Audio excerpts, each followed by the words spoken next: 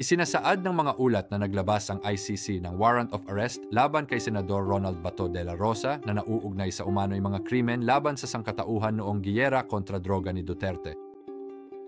Ang warrant ay nag-uugnay sa tungkulin ni De La Rosa bilang dating hepe ng pambansang pulisya ng Pilipinas mula 2016 hanggang 2018 na minarkahan ng mga nasawi sa kampanya laban sa droga. Kinilala ni Justice Secretary Remula ang pagtanggap ng impormasyon tungkol sa warrant, ngunit binigyang diin na ang DOJ ay hindi formal na nakatanggap ng opisyal na dokumento ng ICC.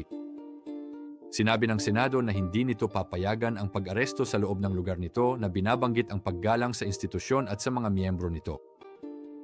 Ang warrant na ito ay bahagi ng mas malawak na pagsisiyasat ng ICC sa mga pagkamatay sa panahon ng digmaang droga sa ilalim ng internasyonal na pagsisiyasat. Si Senador De La Rosa bilang dating hepe ng PNP ay sentro sa investigasyon na ito kasama ang pagsubaybay ng publiko sa mga pag-unlad.